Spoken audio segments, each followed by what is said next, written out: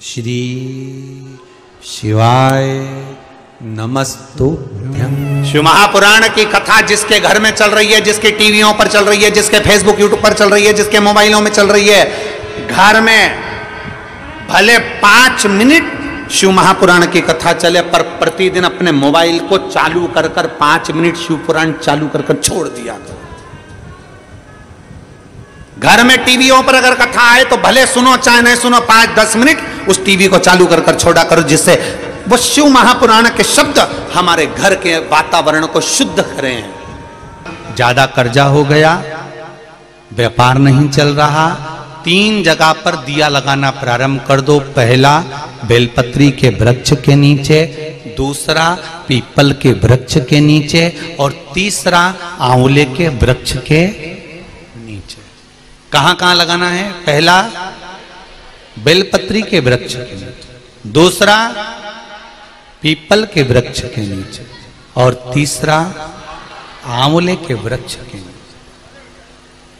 आपको लग रहा है कि कर्जा हो गया, आपको लग रहा है कोई हमारा पैसा खाकर भाग गया, आपको लग रहा है कि मेरी तकलीफ में जिंदगी चल रही है, 3 जगह दिया लगाना प्रारंभ कर दो प्रतिदिन। ये जरूरी नहीं है कि कोई दिन देखा जाएगा कि हम सोमवार को लगाएं कि मंगलवार को लगाएं, पर लगाना शाम के समय। कब लगाना है? शाम को। शाम को क्यों? शाम का जो समय होता है, प्रदोष का जो काल होता है, समय जो होता है, ये समय शंकर और पार्वती के भ्रमण का समय होता है। भगवान शंकर ने जब लक्ष्मी जी का विवाह भगवान विष्णु के साथ कराया था, तब लक्ष्मी जी ने धन्यवाद दिया था शिव जी को, आप मुझे आदेश दो कि मैं आपकी सेवा क्या करूं। शंकर भगवान ने कहा मुझे सेवा की जरूरत नहीं है। लक्ष्मी जी कहती है नहीं, आपने मुझे नारायण से मिलवा दिया, कुछ तो कहिए प्रभु। शंकर भगवान ने कहा जब प्रदोष काल हो, शाम का समय हो, उस समय पर बेलपत्री, पीपल और आंवले के नीचे लक्ष्मी तो कुछ देर के लिए विराजमान हो जाना। जो तेरे इन वृक्षों के नीचे शाम को दीप लगाने आए, उसके घर तो पीछे पीछे चली जाना, बस इतनी कृपा कर देना। ये लक्ष्मी को वर दिया है शिव जी।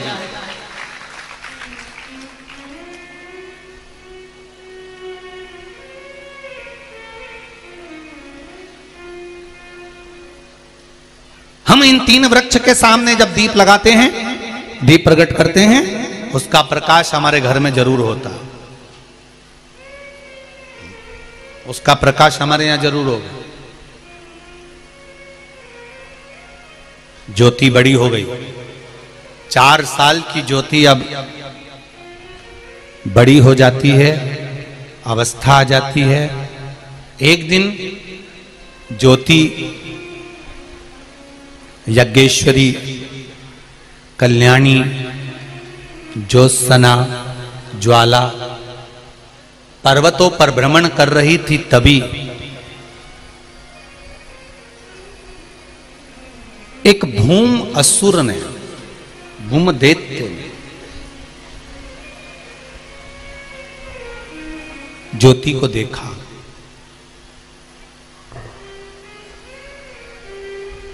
और ज्योति को देखकर वो उसकी ओर आसक्त हुआ। एक बात और कहें आपको, कभी मौका मिले तो आपकी जिंदगी में आपको अगर अच्छा लगे तो आप जीवन में उतार सकते हो। जहां जिस मंदिर में, चाहे भगवान शंकर का मंदिर हो, राम का मंदिर हो, दत्त का मंदिर हो, देवी का मंदिर हो, जिस मंदिर में अखंड ज्योत जलती हो, जिस मंदिर में कोई ज्योत अखंड जल रही हो और आपको दर्शन के लिए गए हो और आपको सूचना मिले कि यहाँ अखंड ज्योत लगी हुई है, बन सके तो प्रयास करना, थोड़ा सा घी, तेल, जो भी बन सके उस ज्योत में या तो डालना या उनको देकर आना कि ये हमारी तरफ से ज्योत में बढ़ा देना, उस ज्योत में बढ़ा देना। भारत के कई मंदिर ऐसे हैं जहां पर अखंड ज्योतें जलती हैं। मेरे ख्याल से छत्तीसगढ़ में भी बहुत मंदिर हैं ऐसे जहां पर अखंड ज्योत चाहे शिव मंदिर हो, देवी मंदिर हो, राम मंदिर हो, दत्त मंदिर हो, कृष्ण मंदिर हो, हनुमान मंदिर हो, ऐसे कई मंदिर, राजस्थान में भी कई मंदिर है, गुजरात में भी कई मंदिर हैं जहां ज्योति जलती रहती है, हिमाचल के कई मंदिर हैं, यहां तक बद्रीनारायण जी के मंदिर में अखंड ज्योत का वर्णन है। जहां अखंड ज्योत प्रकट होती है, जहां अखंड ज्योत, चाहे माता का मंदिर हो, शिव मंदिर हो, देवी का मंदिर, वहां प्रयास करो कि जब दर्शन करने जाओ, जब अपने मन में आ जाए कि यहाँ अखंड ज्योत जलती है, हम हमारे घर में अखंड ज्योत नहीं जला सकते, हमारे यहाँ अखंड ज्योत नहीं जल पाती, तो प्रयास करो कि थोड़ा सा घी तेल अगर बन सके या कोई धन थोड़ा सा संपदा जो भी बन सके, कि हमारी तरफ से 1 महीना 15 दिन 20 दिन 25 दिन कुछ नहीं तो आधा घंटा हमारी तरफ से ये थोड़ा सा घी है, थोड़ा सा तेल है, आप ज्योत में डाल देना, ये ज्योत जल जाए। क्यों? क्योंकि ये ज्योत, जब जैसे आपको कहा कि पीपल के वृक्ष के नीचे, बेलपत्री के वृक्ष के नीचे, आंवले के वृक्ष के नीचे हम दिया लगाते हैं तो उसका प्रकाश हमारे घर में रहता है। हम जिस जगह पर अखंड ज्योत जलती है वहां थोड़ा सा भी समर्पण करते हैं तो उस अखंड ज्योत की अखंडता का फल हमारी 71 पीढ़ी को प्राप्त हो जाता है और हमारी पीढ़ी तर जाती है। उस अखंड ज्योत का फल हमको मिले।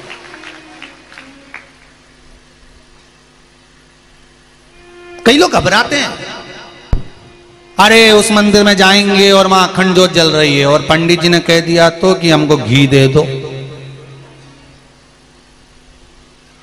तीर्थ में जाओ तो वहां पंडा लोग आपको पकड़ते हैं और आप घबराते हैं।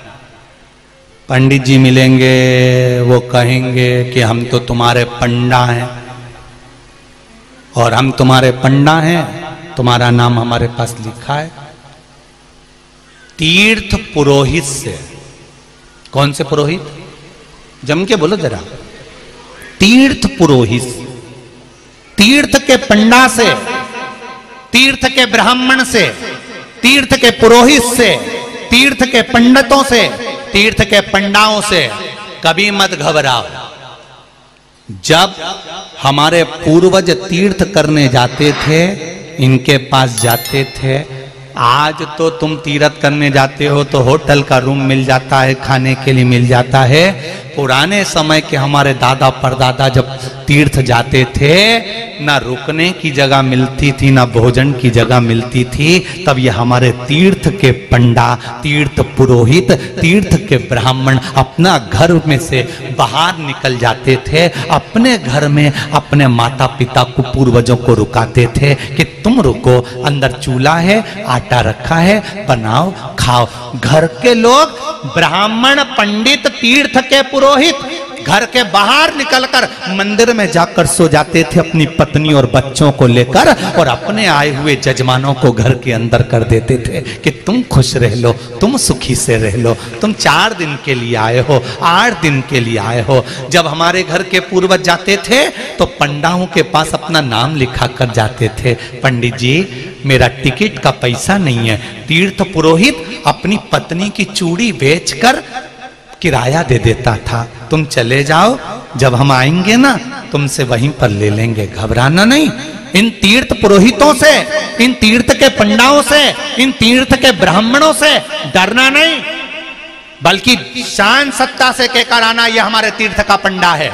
पंडा जी देखो हमारे दादाजी का नाम मिलेगा। पंडा जी पोथी खोलेंगे, कितना पोथी को मेंटेन करते हैं। आज के जमाने में लैपटॉप मेंटेन नहीं होता, पंडा जी पोथी को मेंटेन करते हैं। तुम्हारे दादाजी आए थे, इतनी तारीख को आए थे, उनके साथ में 4 मित्र आए थे, 5 लोग थे, एक लेडीज थी, तो जेंट्स थे, तुम्हारे बाद में तुम्हारा भाई भी आया था, फिर उनके पुत्र भी आए थे। पूरा खाता पंडा जी ने खोल कर तुम्हारे सामने रख दिया।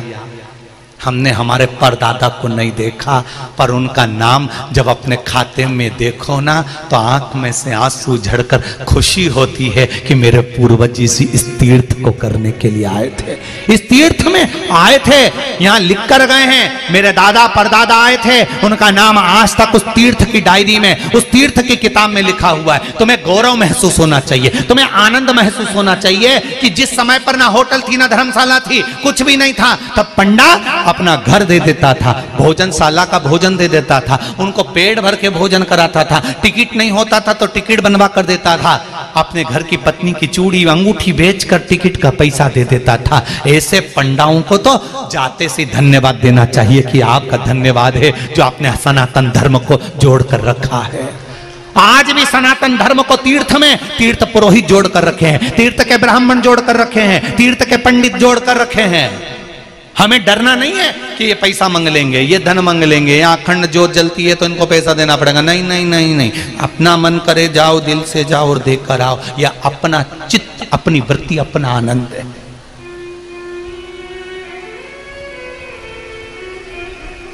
हुंड ने देखा, भूम ने ज्योति को देख लिया, ज्योति बड़ी सुंदर थी, और भूम ने देखा ज्योति बड़ी सुंदर है तो हाथ पकड़ना चाहा। जैसे ही हाथ पकड़ना चाहा, पकड़ते से ही उस भूम का हाथ जल गया। भूम का हाथ जल गया। शिव महापुराण की कथा कहती है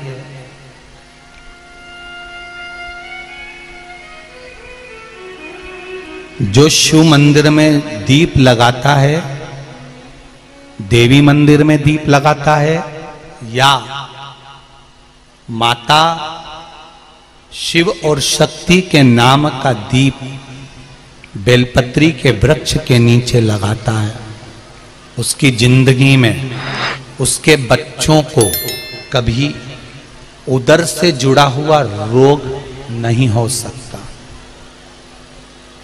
शिव और शक्ति, शंकर और पार्वती, एक प्रयास करना, जिनके पेट में तकलीफ रहती हो, उदर में तकलीफ रहती हो, पेट दुखता ही रहता हो, भोजन पचता नहीं हो, या बड़ी बड़ी बीमारी पेट से जुड़ी हो जाती है। यहां तक कहूंगा, नारी को जिस स्थान पर बच्चा रहता और उस जगह पर गांठ पड़ गई हो, गांठ गल नहीं रही हो बच्चादानी की, या डॉक्टर बड़े ऑपरेशन का बोल रहा हो, तो एक निवेदन जरूर करूंगा कि बेलपत्री के वृक्ष के नीचे एक बेलपत्री का पत्ता रखकर उस पत्ते के सामने शिव और शक्ति का नाम लेकर भगवान शंकर और पार्वती के नाम से 2 बाती का दीप, कितनी बाती? 2 बाती का दीप शिवजी और माता पार्वती के नाम से लगा दे, विनती करे मां से, मां हे शिव, हमारा उदर से जुड़ा हुआ परेशानी है, भोजन पचता नहीं, बहुत एसिडिटी होती या तकलीफ होती, बाबा को विनती कर कर। जब तक दीप जल रहा है उसी बीच में उस बेलपत्री को उठाकर बेलपत्री के वृक्ष के नीचे ही चबा चबा कर खा लीजिए। 4 या 5 बार कर कर देखिए, अगली बार से पेट से जुड़ी हुई प्रॉब्लम धीरे धीरे समाप्त हो जाएगी, आराम लगना प्रारंभ।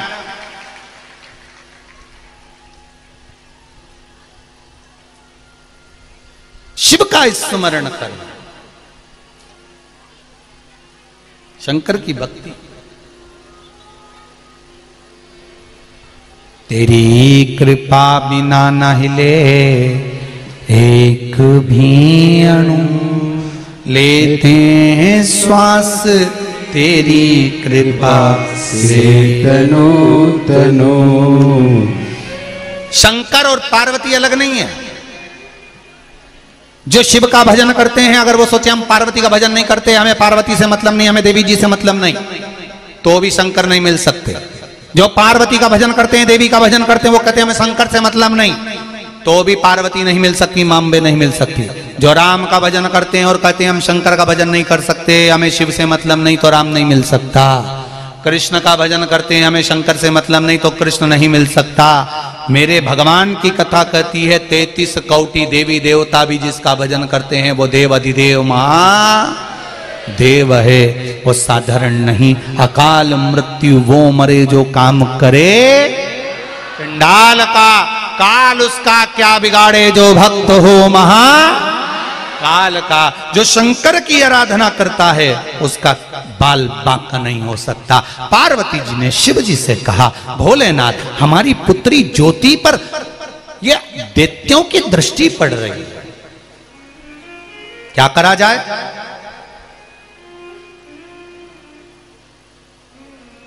करें क्या?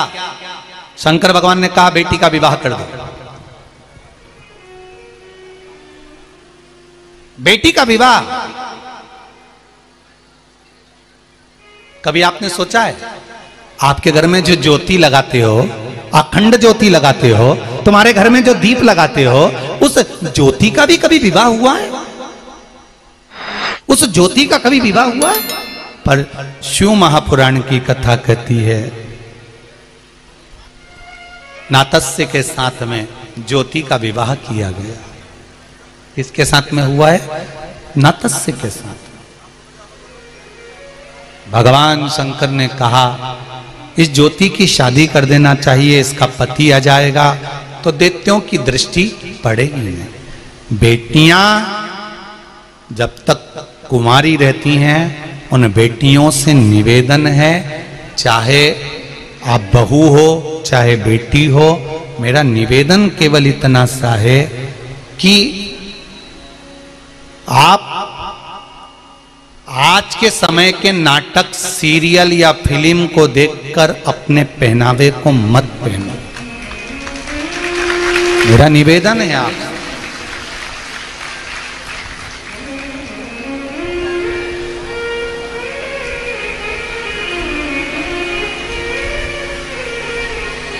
मेरा एक करबद्ध निवेदन रहा है, इन नाटकों को देखकर, सीरियल को देखकर, फिल्म को देखकर, जिन फिल्म में बेटियों को छोटे से छोटे वस्त्र पहनाए जाते हैं, मेरा निवेदन है इनके वस्त्रों को देखकर बेटियों को अपने वस्त्र छोटे नहीं करवाना। उन बेटियों को वस्त्र छोटे नहीं। थोड़ा इन कलाकारों को, इन फिल्म बनाने वालों को, थोड़ा नाटक बनाने वालों को सबक देना चालू कर दो। वैसे तो तुम सबक अच्छा दे रहे हो। नाटक देखने की जगह तुम दोपहर में 1 बजे से 4 बजे तक आस्था चैनल देखते हो, तो अच्छे अच्छे सीरियल हिले पड़े हैं। अच्छे अच्छे सीरियल, अच्छे अच्छे नाटक वाले भी जितने जितने बड़े बड़े चैनल हैं, वो भी आपस में बात कर कर बैठे हुए हैं कि 1 बजे से 4 बजे तक और 2 बजे से 5 बजे तक अगर मिश्रा जी शिव पुराण की कथा कर रहे हैं तो हमारा नाटक उस समय पर नहीं दिखाया जाए, क्योंकि लोग देखते ही नहीं है। अच्छे अच्छे नाटक और सीरियल वाले आफत मोल लेकर बैठे हैं। वैसे तो तुमने अच्छी सबक दी है जीजियों, और सबसे ज्यादा मैं धन्यवाद दूंगा मेरी बेटियों को और मेरे बेटों को, जो नव युवक बेटे बेटियां भले जीन्स और टी शर्ट पहन रहे हैं, एक से बढ़कर एक कॉलेज और स्कूल में पढ़ रहे हैं, ऐसे बेटे और बेटियों को और नव युवक मेरी बहुओं को मैं धन्यवाद दूंगा। आपने नाटक और सीरियल को कोने और किनारे कर कर अपने मोबाइल पर जो शिव पुराण देख रहे हो उसके लिए धन्यवाद देता हूं। आप तो साधुवाद है, धन्यवाद है मेरे बेटे बेटियों।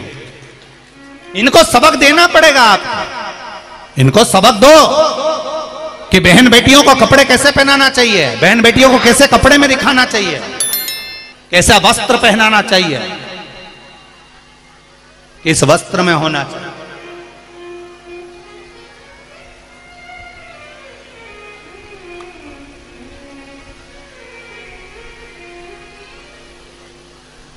इधर चोट लग जाती है ना, तो डॉक्टर उस पर पट्टी बांध देता। पट्टी इसलिए बांधता है क्योंकि मक्खी नहीं भिनके। पट्टी अगर नहीं बांधेगा तो मक्खी भिनकेगी, घाव पर बैठेगी। हमारे भी शास्त्र कहते हैं पट्टी बांध के रखो, ये मक्खियां नहीं भिनकेंगी। तन पर कपड़ा ढका होगा तो ये मक्खियों की हिम्मत नहीं कि भिनक जाए, इसलिए पूरे तन पर पट्टी को बांध कर रखिए तो मक्खी भिनक नहीं सकती, ये निश्चित है। घाव पे बैठने का मौका ही मत दो, और फिर भी अगर पट्टी बंदी और उसके बाद अगर मक्खी भिनकती दिख जाए तो खूब लड़ी मर्दानी तू तो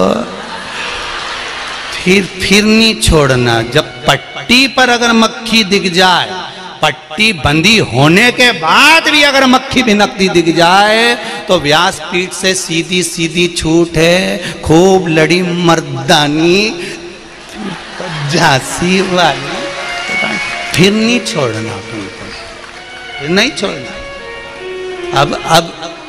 अब हमें लोगों से नहीं कहना कि सरकार हमें बचाएगी, ने प्रशासन हमें बचाएगी, ने ये बचाएंगे। काय को बचाएगी?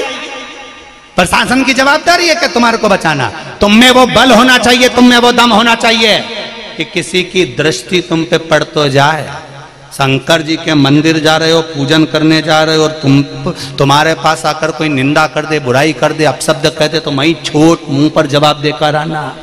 तेर से कुछ लिया, थारे काका जी का कुछ लिया, हमारा जल हमारा लोटा हम चढ़ाए, हमारी मर्जी, तू मत टोकना। आज के बाद समझ लेना, वरना यहां के रुपट्टे को कमर पर कभी भी ला सकती हूं। बोल कर चलना, सुनना नहीं है, शिव की आराधना करना है। ज्योति भूम नाम का दैत्य सामने आ गया। पार्वती जी को लगा मेरी बेटी पर ये आक्रमण करेगा। पार्वती जी देखती रही और ज्योति का जैसे ही हाथ भूम नाम के दैत्य ने पकड़ा, पकड़ते से ही ज्योति को क्रोध आ गया। जो ज्योति 4 वर्ष की थी वो 14 वर्ष की हुई। 14 वर्ष की अवस्था में जब सुंदरता आई और भूम ने जैसे ही ज्योति को पकड़ना चाहा, ज्योति ने ये नहीं कहा कि शंकर जी बचाएंगे कि पार्वती जी बचाएगी। ज्योति ने अपना विकराल रूप लिया और ज्योति ज्वाला देवी बन गई, और ज्वाला बनकर उसने तुरंत उस भूम का संहार कर दिया। एक क्षण की देरी नहीं करी, एक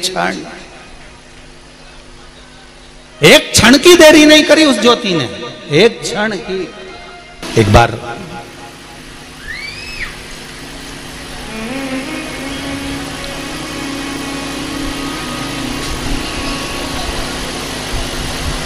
माता पार्वती जी तप मुद्रा में बैठी हुई थी।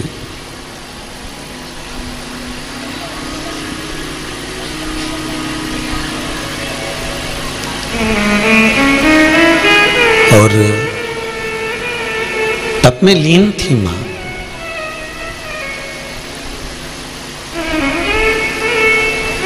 कहते हैं 41 वर्ष माता पार्वती को तप करते करते हो गए थे। विवाह के बाद पहली बार मां इतने लंबे समय के लिए तप करने बैठी थी।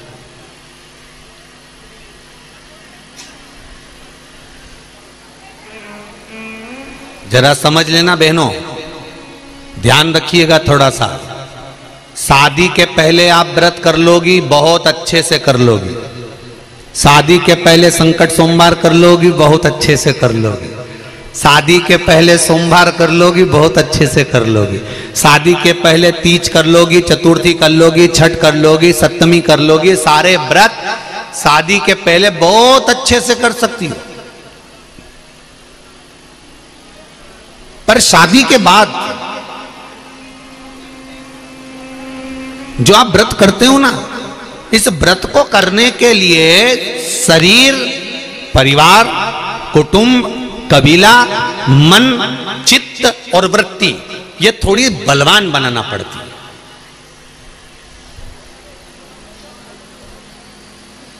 शादी के पहले कोई चिंता नहीं है। शादी के पहले तो तुमने सोमवार के व्रत करे ना, शादी के पहले तुमने हरतालिका तीज का व्रत करा, शादी के पहले तुमने चतुर्थी का व्रत करा, दूज का, तीज का, चतुर्थी का, छठ का, पंचमी का, जो भी व्रत आप करती हो, शादी के पहले जो व्रत करती हो ना, उसको तो मम्मी, पापा, माँ और पिता तुरंत सारी तैयारी करके रख देते हैं। ले बेटा मैंने थाली रख दी है। मम्मी कहती थी बेटा मैंने हलवा बना के रख दिया है, मंदिर जाके 3 हिस्से कर देना, सामान निकाल लेना, 2 हिस्से में छोड़ आना, 1 हिस्से लेकर आ जाना, मैंने आरती के दिए रख दिए हैं। मम्मी कहती है ये काम रख दिया है। शादी के पहले तो माँ पूरी तैयारी कर देती है, शादी के पहले तो पिता संपूर्ण तैयारी कर देता है, शादी के पहले तो सारी तैयारी तुम्हारे हाथ में मिल जाती है। और शादी के पहले व्रत करने का आनंद तुमको जो आता है ना, क्योंकि सारी तैयारी सामने के सामने, तुम तो बस तैयार वैयार होके पूजन मूजन करके और वो चली। हरतालिका तीज, छोटी तीज, बड़ी तीज, शादी के पहले जो माताएं करती हैं, दीदियां करती हैं, उनको देखो कितनी खुश होकर करती है।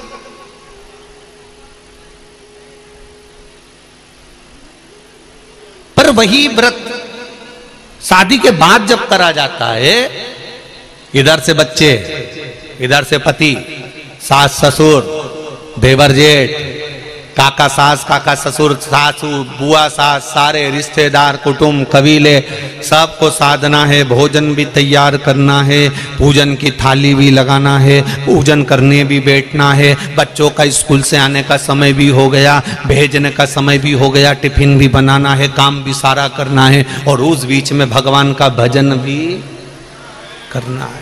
कितना कठिन काम है, जरा विचार करिएगा, शादी का पहले और बाद में। माता पार्वती 41 वर्ष विवाह के बाद में माता पार्वती जी ने जो तप साधना करी, साधना करते ही माता पार्वती जी के शरीर से एक ज्योत प्रकट होने लगी, एक ज्योति प्रकट होने लगी। तप का बल प्रकट होने लगा।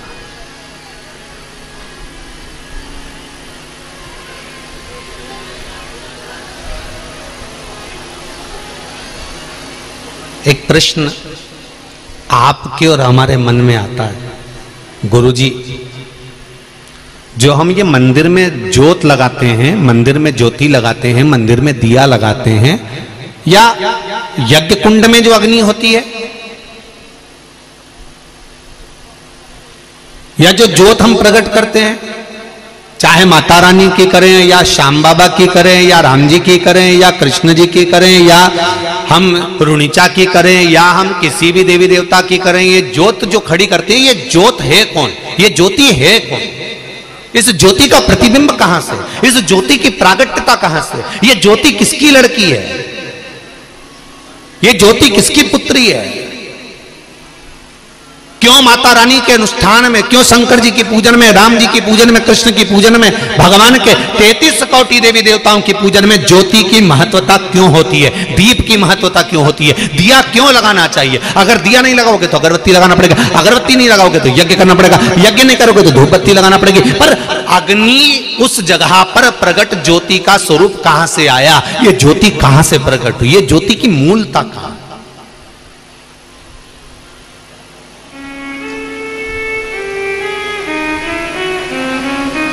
क्यों देवी के मंदिर में अखंड ज्योत जलती रहती है? क्यों शंकर जी के मंदिर में अखंड ज्योत जलती रहती है? क्यों भगवान के मंदिर में अखंड ज्योत जलती रहती है? उस ज्योत का महत्व क्या है? 12 ज्योतिर्लिंग में जाकर देखो, एक ज्योत जलती मिलेगी। देवी जी के मंदिर में जाकर देखो, शक्तिपीठों पर जाकर देखिए, एक ज्योत जलती मिलेगी। ज्योत नहीं जलेगी तो हवन कुंड में अग्नि जलती मिलेगी, पर ज्योत मिलेगी ही। इस ज्योत की महत्वता क्या? कौन है ये ज्योति? 41 वर्ष मां तब साधना में लीन है, तब कर रही।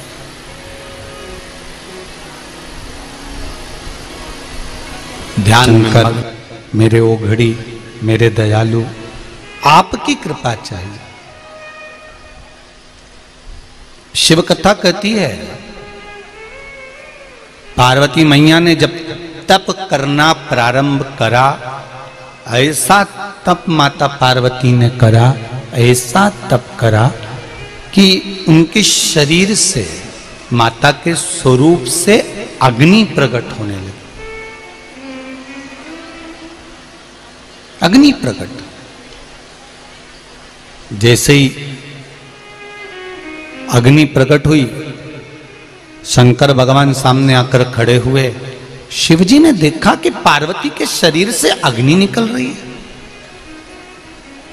अब थोड़ा सा कथा पर ध्यान देना।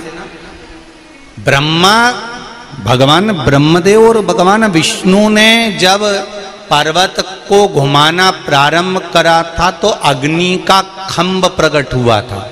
मतलब शंकर भगवान को भी ज्योतिर्लिंग कहते हैं, मतलब जिसमें ज्योति समाई है, शिव का स्वरूप समाया।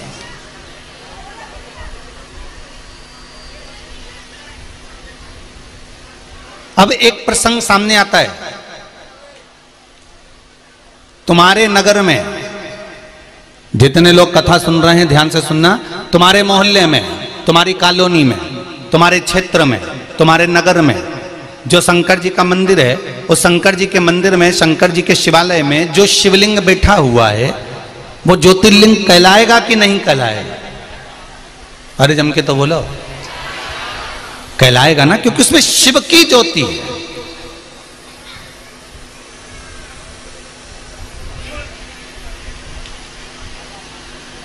पूरे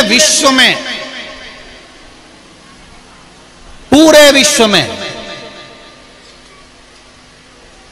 जो भी शंकर के शिवालय हैं, शंकर के शिवलिंग हैं, जो भी शंकर के मंदिर हैं, उस शिवालय में शंकर भगवान चाहे छोटे से हो, चाहे मोटे से हो, चाहे बड़े हो, चाहे लंबे हो, चाहे छोटे हो, जैसा भी शिवलिंग है, भले वो पारत का है, पाषाण का है, मूंगा का है, हीरा का हो, पुखराज का हो, मोती का हो, पार्थिव हो, जो भी शिवलिंग तुम्हारे मंदिर में है या तुम्हारे मोहल्ले में, नगर में, गांव में, क्षेत्र में, जहां पर भी है, कोई शिवलिंग ऐसा नहीं है जिसमें शंकर की ज्योति नहीं है। प्रत्येक शिवलिंग के अंदर शंकर भगवान की ज्योति विराजमान होती है, प्रत्येक शिव के अंदर प्रत्येक शिवलिंग।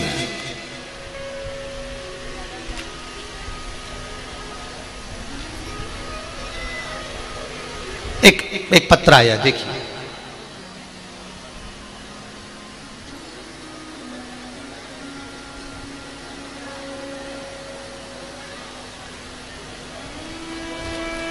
गुरुजी, मैं भिलाई से नगर कोहका से आई हूं। मेरा नाम आरती नेमा है। कहीं आरती नेमा बैठी हो तो हाथ हिलाइएगा। आप ही का नाम है? दोनों हाथ हिला दो एक बार। हर हर महादेव।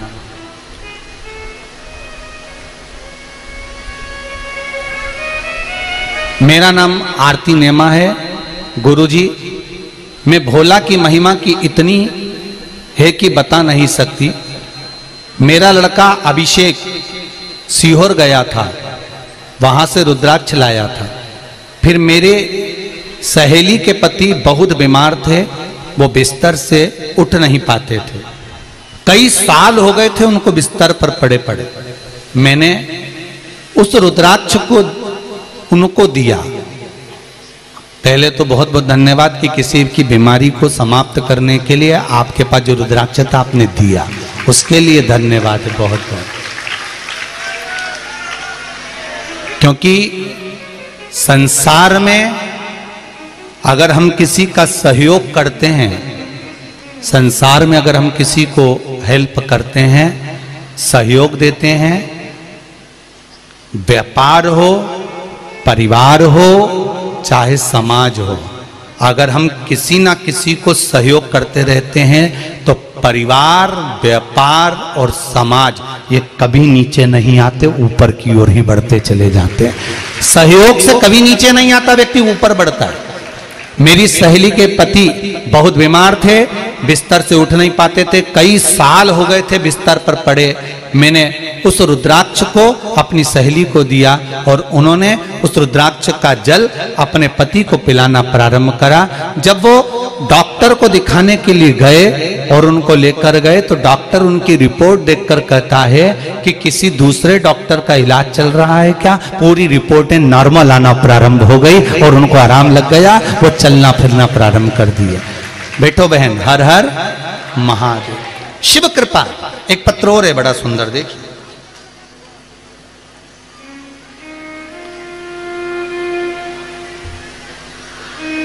मैं श्रीमती सीमा साहू रायपुर छत्तीसगढ़ से आई हूं।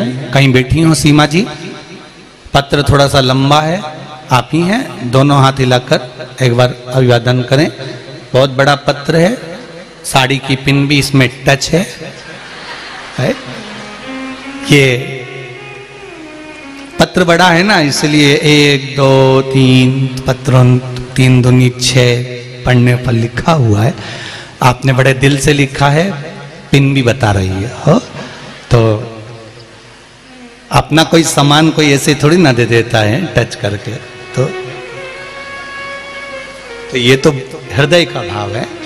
गुरुजी, भोलेनाथ से क्या कहूं? भोलेनाथ दया करना, मैं तेरे भरोसे हूं। वाह वाह, बाबा की कृपा।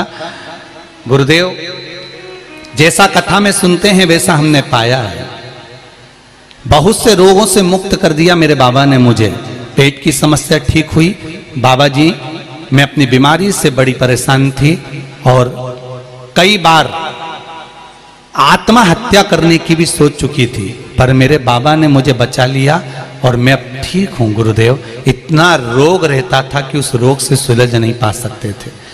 मैं 30 साल से किराए के मकान में दर ठोकर खा रही थी, परंतु मेरे भोलेनाथ कुबेरेश्वर महादेव ने मुझ पर एक छोटा सा फ्लैट दिलवा दिया। अब मैं अपने मकान में रह रही हूँ। बाबा को धन्यवाद करने आई हूँ।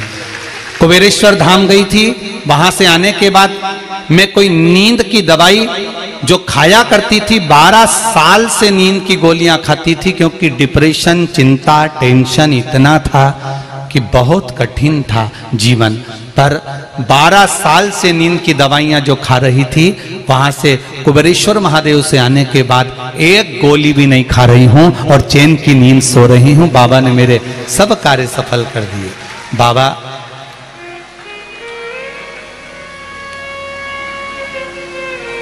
हम एक लोटा जल बाबा के मंदिर जाकर चढ़ा रहे हैं। जब से चढ़ा रहे हैं बाबा ने हाथ पकड़ रखा है। गुरुदेव, मैं प्रणाम करने आई हूं। दीदी, श्री शिवाय नमस्ते। जैसा मेरी बहन ने लिखा, इतना डिप्रेशन, इतनी चिंता, इतनी परेशानी, जिंदगी का सारा दुख भगवान ने मुझको दे दिया। मरूं नहीं तो क्या, पर मरना उस समस्या का निदान नहीं है।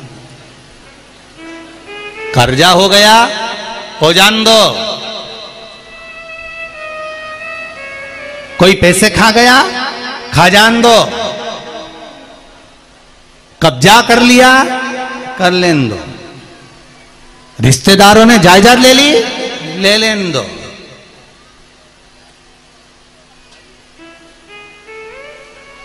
जागीर लेगा जिस जिगर में शंकर का दम हो, वो जिगर तो नहीं लेगा। जागीर ही लेगा ना, जिगरा तो नहीं। तो फिर बलवान बनाओ अपने जीवन को, बलवान।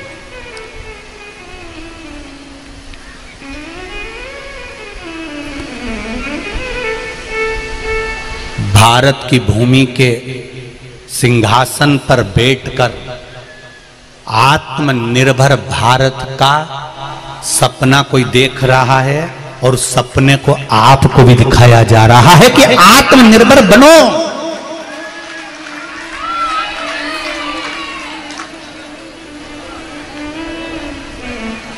वो आत्मनिर्भरता क्या है? वो आत्मनिर्भरता का भाव क्या है? आज जरा सा कोई देश आंख दिखाता है और पेट्रोल डीजल आना बंद हो जाता है। इसलिए आत्मनिर्भर बना रहा है वो व्यक्ति बैठकर कि हमें किसी की आंख नहीं देखना पड़े, हम आंख में ही घुस जाएं, तब बनेगा आत्मनिर्भर भारत। कोई सहज है? दूसरे के बल पर नहीं जीना। एक बुजुर्ग व्यक्ति की आंख खराब हो गई, अच्छे से समझ लो जरा आत्मनिर्भर भारत। एक बूढ़े व्यक्ति की आंख खराब हो गई, घर का बुजुर्ग था। डॉक्टर साहब को बुलाया, डॉक्टर साहब मुझे दिख नहीं रहा। डॉक्टर साहब कहने लगे तुम्हारी आंखें खराब हो गई, ऑपरेशन करा लो। डॉक्टर साहब ऑपरेशन नहीं कराऊं, अभी यार पैसे की व्यवस्था करना पड़ेगी, बाद में देखा जाएगा। 6 महीने बाद फिर डॉक्टर को बुलाया, आंखों से दिखना बंद हो गया। डॉक्टर ने कहा ऑपरेशन करा लो। डॉक्टर बोला ऑपरेशन कराओ, मना कर दिया। डॉक्टर साहब ऑपरेशन नहीं कराऊं, मेरी बहुएं हैं, 4 बेटे हैं, 4, मुझे आंख से नहीं भी दिखेगा तो मेरे बहू बेटा पोता पोती संभाल लेंगे, मुझे ऑपरेशन की क्या जरूरत है। डॉक्टर ने समझाया, चले गया। 3 महीने के बाद उनके घर में आग लग गई। पतियों ने अपनी अपनी पत्नी और बच्चों को बचा लिया। बुढ़ा व्यक्ति जो आंख से अंधा था वो अंदर रह गया। पड़ोसियों ने जाकर उसको बाहर निकाला। तब उससे कहा कि हमने तुम्हें बाहर निकाल दिया। उस आंख के अंधे व्यक्ति ने तुरंत अपने डॉक्टर के पास जाकर कहा मेरी आंखें लगा दो, अगर मेरी आंख होती तो मुझे अंदर पड़े रहना नहीं पड़ता, दूसरे पर निर्भर नहीं रहना पड़ता। मैं खुद देख लेता कि आग लग गई है तो निकल कर बाहर हो जाता। आत्मनिर्भर होना बहुत जरूरी है, नहीं तो कोई आग लगाकर पटक देगा और तुम जलते रहेगा।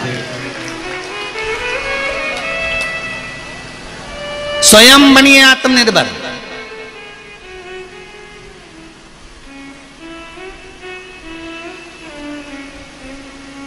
दूसरा धन खा गया, खजान दो। दूसरा पैसा खा गया, खजान दो। हम कर्जे में डूब गए। अरे डूब गए तो क्या हुआ, निकलोगे तो। कर्जे में आज डूबे हो, कल थोड़ी ना डूब पाओगे। तकलीफ आ गई, फसल नहीं हुई, व्यापार नहीं चल रहा, नौकरी नहीं हो रही, मत ओन दो ना। शंकर का भजन तो करो, एक लोटा जल चढ़ाना तो चालू करो, शंकर के मंदिर तो जाना चालू करो। एक एग्जाम दिया उसमें पास नहीं हुए, दूसरा एग्जाम दिया उसमें पास नहीं हुए, एक इंटरव्यू दिया उसमें पास नहीं हुए। अरे भारत का गौरव रहे पूर्व में समय के अनुसार एक स्मरण कराऊं, 15 बार इंटरव्यू दिया और 15 बार फेल हो गए, 15 बार चुनाव लड़े और 15 बार हार गए, तो भी हिम्मत नहीं आ रही। 16वीं बार फिर चुनाव लड़ने का सोच लिया तो जीत गए। तो ऐसे ऐसे पद हैं संसार में, तुम देखो तो कब तक हार भी कब तक हार देगी।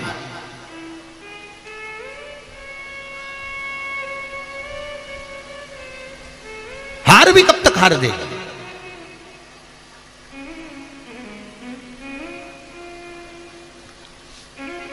परसों भारत की बेटियों ने कमाल करा।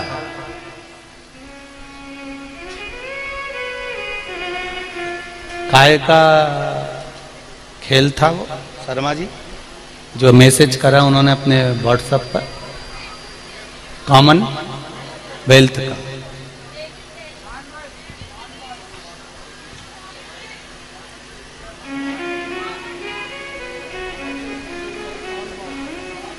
नॉन वॉल का, कॉमनवेल्थ का जो गेम था, उन बेटियों ने मैसेज करा है व्हाट्सएप पर कि पूज्य गुरुदेव को बताना हम 3 बार हार चुके थे, 4थी बार हमने विचार कर लिया कि सोमवार का दिन है, काम करते हैं, सब सोमवार का व्रत रखते हैं और 1 लोटा पानी चढ़ाकर फिर चलते हैं। सोमवार का व्रत रखकर शंकर भगवान पर 1 लोटा पानी चढ़ाकर बेटियां चली गई और जीत कर फिर जीत अपने हाथ में लेकर आ गई। इसको कहते हैं शिव भक्ति।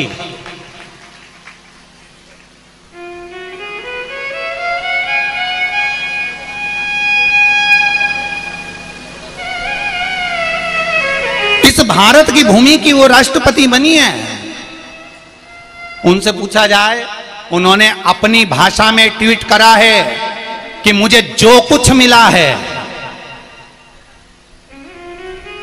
मुझे किसने संभाला, उन्होंने ट्वीट करा है ट्विटर पर, मुझे संभाला किसी ने और मेरा साथ अगर किसी ने दिया है और मुझे अगर राष्ट्रपति के सिंहासन पर भी बिठाया है तो कोई दूसरा नहीं, मेरा देवाधिदेव महादेव ने बिठाया।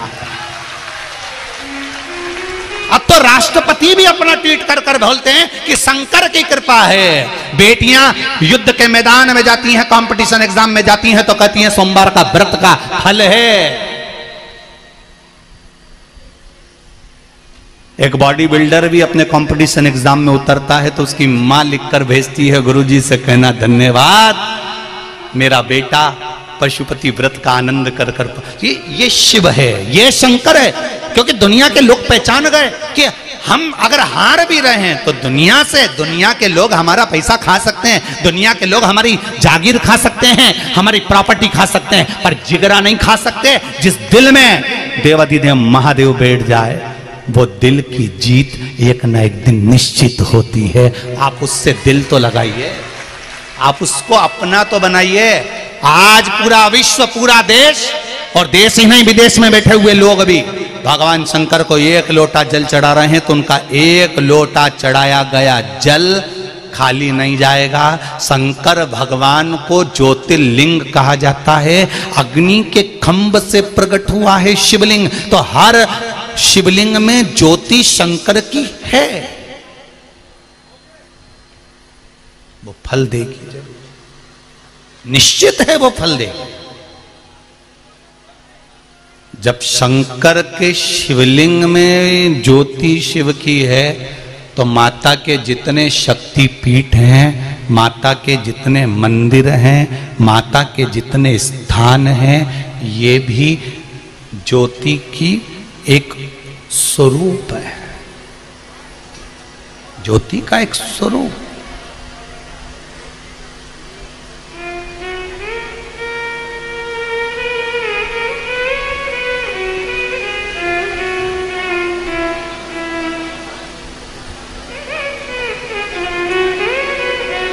एक ज्योति का स्वरूप।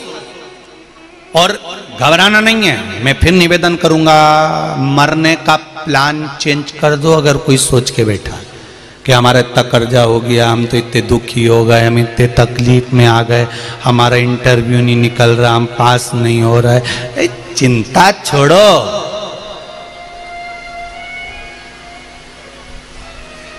तुम तो छाती पे हरी मूंग दलो, अपने टेंशन मेंशन नहीं करो। कई माताएं कहती हैं हमारे 12 साल हो गए शादी को, बच्चे नहीं है, 14 साल हो गए, 20 साल हो गए, लोग अब शब्द कहते हैं, काय का चिंता। शंकर पर विश्वास है, शिव पर भरोसा है,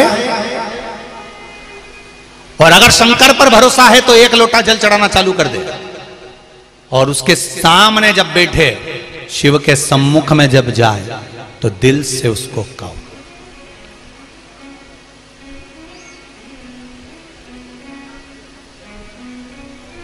दिल से कहो उसको। एक पत्र आया, उस पत्र में लिखा था, गुरुजी एक बार आपने कहा था कि शंकर जी पे चढ़ी हुई वस्तु नहीं खाना चाहिए। एक पत्र में गुरुजी आपने एक बार कथा में कहा था कि शिव जी पे चढ़ा हुआ सामान नहीं खाना चाहिए, वो बैरागी, त्यागी, साधु, संत, सन्यासी, तपस्वी, साधक, उपासक उनके हिस्से का होता है। केवल नर्मदेश्वर महादेव कैसे होते हैं जिन पर चढ़ा हुआ खा सकते हो, तो हम लोग बेलपत्री खाते हैं, तो वो खाएं कि नहीं खाएं। हमने अगर कहा है तो एक बात हमने आपको बार बार कही है कि शंकर जी से एक बेलपत्र अगर खाने की ला रहे हो तो क्या बोल कर लाना कि बाबा औषधि दे दीजिए। बोला कि नहीं बोला था? अरे बोलो तो जम के, बोला था ना। हमें शिवजी से चढ़ा हुआ सामान नहीं चाहिए, हमें शंकर भगवान से औषधि लाना है। हम उनका लड्डू नहीं खा रहे, हम उनका पेड़ा नहीं, हम तो उनसे उनकी औषधि मांग कर ला रहे हैं कि आपकी एक बेलपत्र दे दो और इसको औषधि बनाकर दे दीजिए। आपका चढ़ा हुआ जल आप औषधि बनाकर दे दीजिए, आप पर चढ़ी हुई बेलपत्र औषधि बनाकर दे दीजिए। हम शिव जी की शिव महापुराण का एक एक प्रसंग हमारी जिंदगी में उतार कर रखिए कि गुरु जी ने क्या बोला और किस तरह से बोला और उसका फल क्या है और उसका स्वरूप क्या है, उसको उतारिए अपने जीवन में, आपको मिलेगा।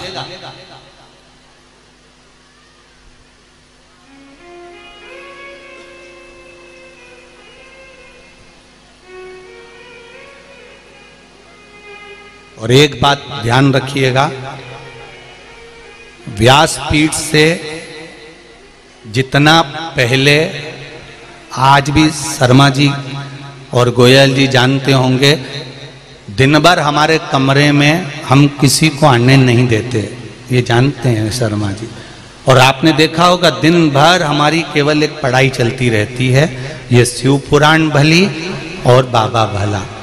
दिन भर जितना आपको, और आज से नहीं पहले से नियम है, व्यासपीठ से वही बताया जाता है जो शिव महापुराण में या गर्ग संहिता में या स्कंद पुराण में, पद्म पुराण में, नर्मदा पुराण में, लिंग पुराण में, भविष्य पुराण में, देवी भागवत में जो हमको निचोड़ मिल जाता है उसको लिखकर रख लेते हैं और उसको रखकर फिर आप तक पहुंचाया जाता है, जिससे ये जीवन का कल्याण कर सके, जो शास्त्र के अनुकूल हो, शास्त्र के अनुकूल।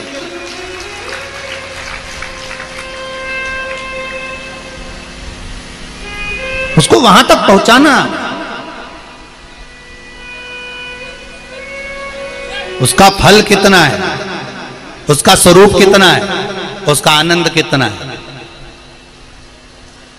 महाराज शिव महापुराण की कथा कहती है, भगवान शंकर का चरित्र कहता है, माता पार्वती जी ने जो तप साधना करी, उस तप साधना से ज्योति प्रकट हो गई। जैसे ही ज्योति प्रकट हुई तो शंकर भगवान ने आकर दर्शन किया। दर्शन किया, पार्वती से पूछा, पार्वती, हे पार्वती उठो, दर्शन करो तुम मेरा।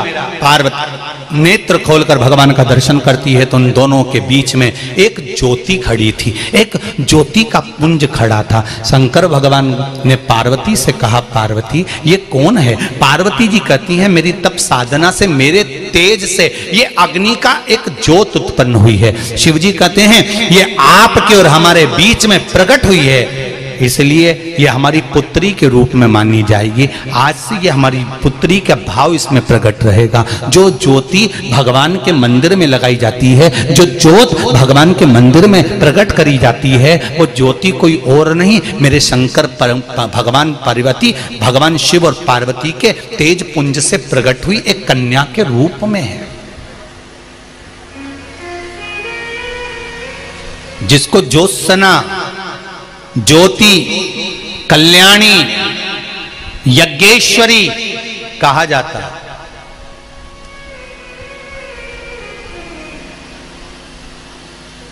उस ज्योति ने स्त्री का रूप ले लिया, कन्या का रूप ले लिया। 4 वर्ष की कन्या बनकर वो ज्योति घूमने लगी।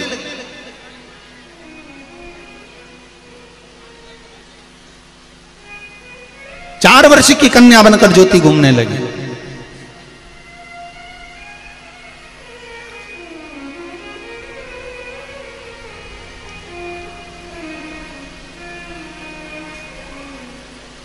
भगवान शिव ने पार्वती को आवाज लगाया, पार्वती,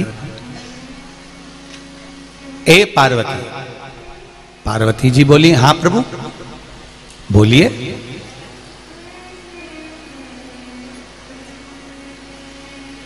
आज ज्योति नजर नहीं आ रही है, यज्ञेश्वरी नहीं दिख रही है, आज कल्याणी गई कहां?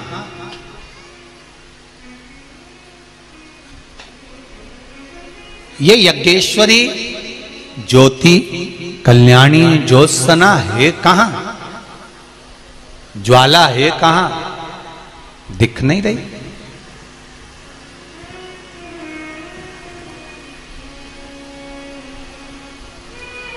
पार्वती मैया ज्योति को ढूंढने के लिए गई। हिमालय के शिखर पर, हिमालयों की गुफा में पार्वती मैया अपनी पुत्री ज्योति को ढूंढ रही हैं।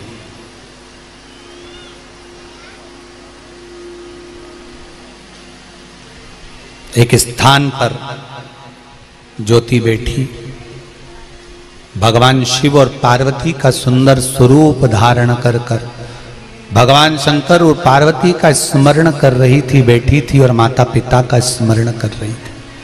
पार्वती जी का दर्शन हुआ। पार्वती जी ने उसको उठाया, उठाकर पूछा, क्या चाहती हो तुम ज्योति? ज्योति कहती है, ज्योत्सना कहती है, यज्ञेश्वरी कहती है, मां मैं माता और पिता को छोड़कर कहीं जाना नहीं चाहती। मैं अपने माता पिता के संग में हमेशा रहना चाहती हूं। मैं अपने माता पिता को छोड़कर कहीं जाना नहीं चाहती।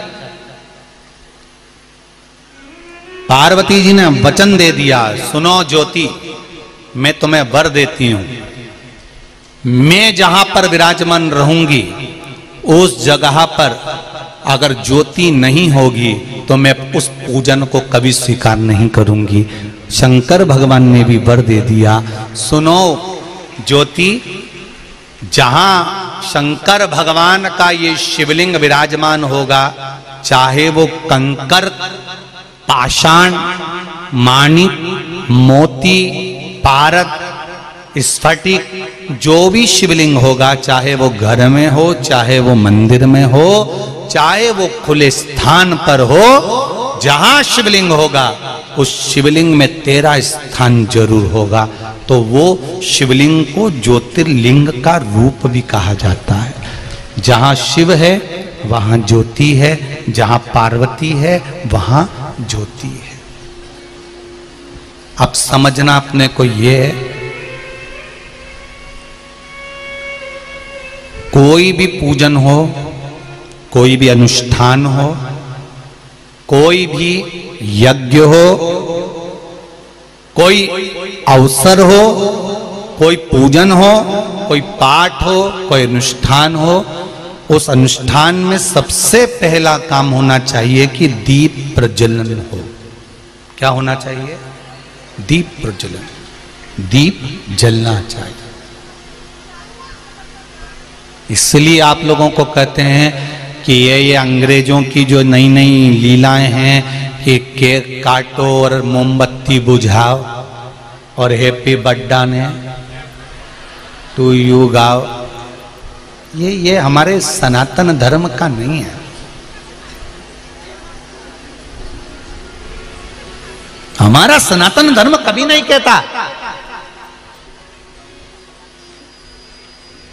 कि काटो और खाओ। सनातन धर्म में यह कभी नहीं हुआ कि काटो और खाओ। सनातन धर्म में तो आज भी भगवान कृष्ण का जन्मोत्सव मनाया जाता है, राम जी का जन्मोत्सव मनाया जाता है, भगवान दत्त का जन्मोत्सव मनाया जाता है, प्रागट्योत्सव मनाया जाता है। तो हमारे यहाँ आज भी भागवत जी में जब भगवान कृष्ण का जन्मोत्सव मनाते हैं तो लड्डू बंटवाते हैं। लड्डू बंटवाना मतलब जो नुक्ती, मोतीचूर नुक्ती अलग अलग रहती है, रवा अलग अलग रहता है, बेसन अलग अलग रहता है, उनको जोड़ दिया जाता है और जोड़कर एक करा जाता है। तो वो जन्मदिन काम का रहता है कि सबको जोड़कर एक कर दो। सनातन धर्म में ये नहीं है कि काट के अलग कर दो। यहाँ ये पुराना जो दूसरा धर्म है इसमें काट कर अलग कर कर खा जाते हैं, पर सनातन धर्म कहता है समझ जाओ, सीख जाओ कि ये दुनिया के लोग हैप्पी बर्थडे टू यू में काट कर अलग कर कर खा रहे हैं। ये बता रहे हैं तुमको कि हम तुमको परिवार में से धीरे से काटेंगे, तेरा जन्मदिन रोड पे जाके मनाएंगे, तू बहुत जोरदार है, बहुत बढ़िया है, गाड़ी के बोनट पे केक रखेंगे, काटेंगे और तेरे को परिवार से अलग खींचना चालू करेंगे, मित्र बनेंगे, सखा बनेंगे और तेरे ही पैसे को बर्बाद कर कर अलग कर कर के तेरा भाई बुरा, तेरी माँ बुरी, तेरे पिता बुरे, तेरे भाई बंधु सखा बुरे, उसकी दिमाग में भर भर कर, क्योंकि जैसे केक काट कर अलग करा गया, खाया गया, ऐसे ही परिवार के किसी व्यक्ति को काट कर अलग करा जाता है, दोस्तों के द्वारा धीरे धीरे धीरे दूसरे धर्म में प्रवेश करा देते हैं और फिर उसको पूरा की पूरा निगल जाते हैं, निकल जाते। ये सनातन धर्म के विरोधी हैं। सनातन धर्म कभी नहीं कहता कि तुम केक काट कर अलग करो और खा जाओ, ये दूसरे लोग लगे हुए हैं।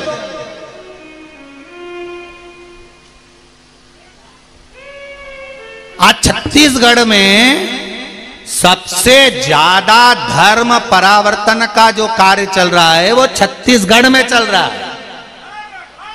सबसे ज्यादा धर्म परिवर्तन अगर चल रहा है तो छत्तीसगढ़ में चल रहा है। ये भी ऐसे ही करते हैं, धीरे धीरे आपको हम अच्छी नौकरी देंगे, हम अच्छी सर्विस देंगे, हम अच्छी औषधि देंगे, हमारे हॉस्पिटल आओ, हमारी सर्विस में आओ, हमारी नौकरी में आओ, धीरे धीरे काट कर ले गए हैप्पी बर्थडे टू यू, काटा खिलाए गए और वो काट के अलग ले जाते हैं और पूरा की पूरा निकल जाते हैं। और तुम समझ नहीं पाते कि मेरे दोस्त कितने अच्छे, अलग से रात्रि को 12 बजे केक लेके आए मेरे लिए और मेरे को उठा के घर में से लेके गए, गाड़ी में बिठा के लेके गए और रोड पे जाके केक काटा। अब सोचो ये लावारिस था क्या कि इसके घर में इसके माँ बाप नहीं थे?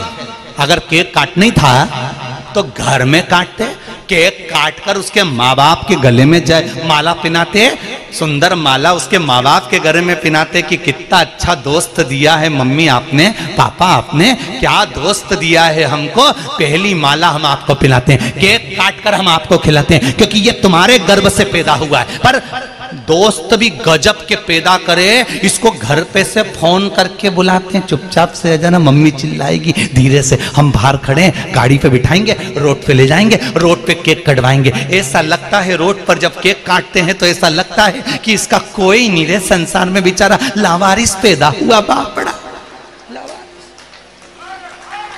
इनका कोई नहीं है बेचारों का।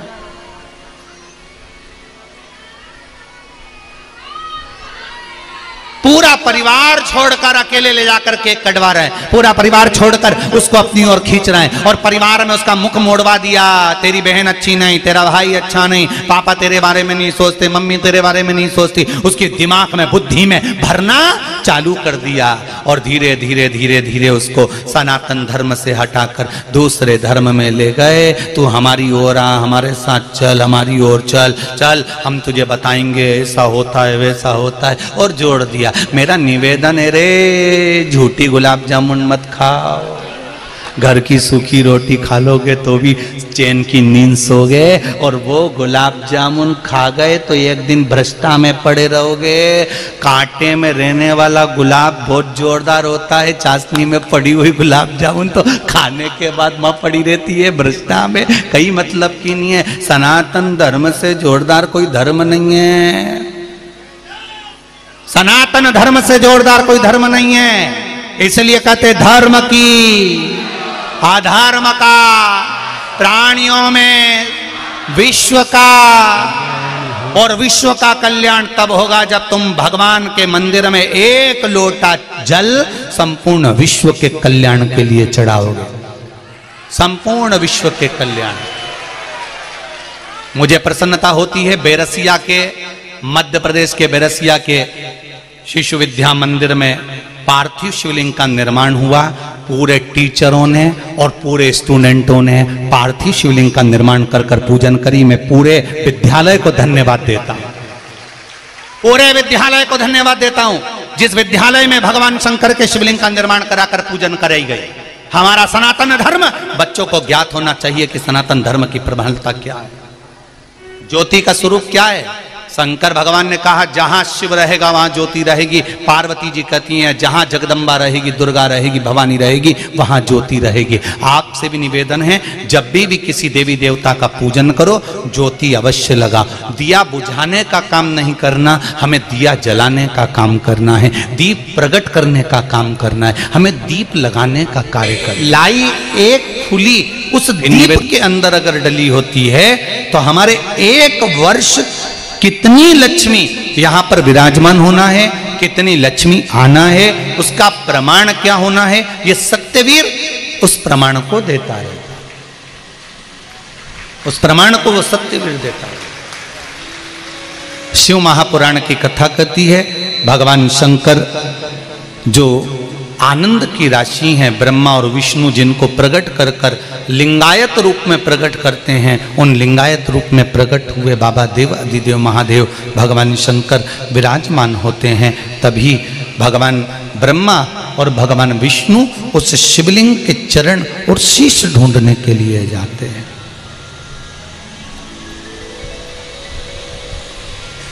ब्रह्मा जी ऊपर ऊपर बढ़ते गए, भगवान विष्णु नीचे नीचे जाते गए।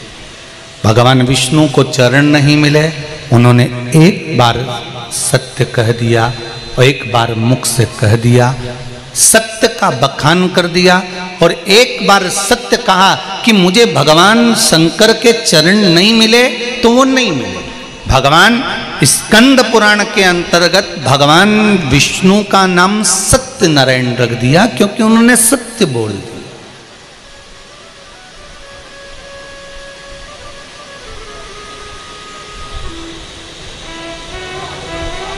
एक सत्य मुख से निकल गया तो वो सत्यनारायण हो। ब्रह्मा जी झूठ पर झूठ बोलते रहे, गौ माता से भी झूठ बुलवा दिया, केतकी के फूल से भी झूठ बुलवा दिया। ब्रह्मा जी झूठ पर झूठ बोलते रहे, केतकी का फूल भी झूठ बोल रहा है, गौ माता भी झूठ बोल रही है और ब्रह्मा भी झूठ बोल रहा है।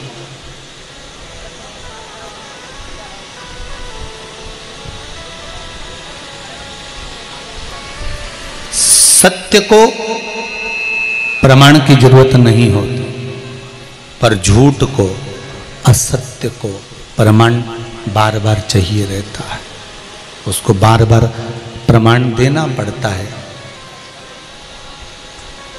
झूठ बोला है तो उसको प्रमाण चाहिए।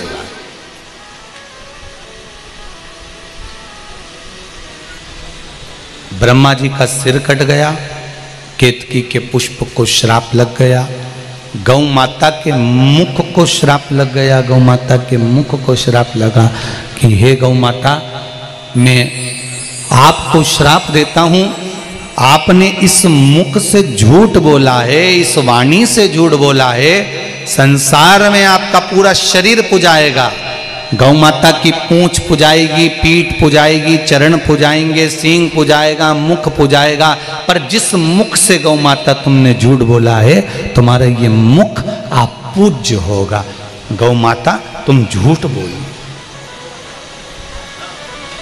अब एक विचार करो जरा अच्छे से, सारे जितने लोग आस्था चैनल पर कथा सुन रहे हो, फेसबुक यूट्यूब पर सुन रहे हो, चाहे छत्तीसगढ़ की इस पावन धरा पर भाटापारा में बैठकर कथा सुन रहे हो, एक मन में विचार करिएगा, चित्त वृत्ति में विचार करिएगा कि गौ माता ने तो केवल एक झूठ बोला था और गौ माता का मुख आज तक अपवित्र माना गया कि उसने झूठ बोल दिया। जो भी उपाय बताए हैं, अगर आप असत्य बोल अपने जीवन में निरंतर करते हो तो आपको अवश्य ही लाभ प्राप्त होगा। और हम के साथ आज के श्री 24 घंटा वो मोबाइल पे ना जाने कितनी बार झूठ बोल जाते हैं, तो तुम्हारा मुख कौन सा पवित्र माना जाए? नहीं किया है तो प्लीज चैनल को सब्सक्राइब करके कमेंट बॉक्स में हर हर महादेव लिखकर अपनी हाजिर भगवान शिव शंकर के चरणों में अवश्य लगाएं और हमारी इस वीडियो को एक दिल से लाइक जरूर करें। तो भक्तों मिलते हैं एक और नई कथा के साथ, तब तक के लिए हर हर महादेव।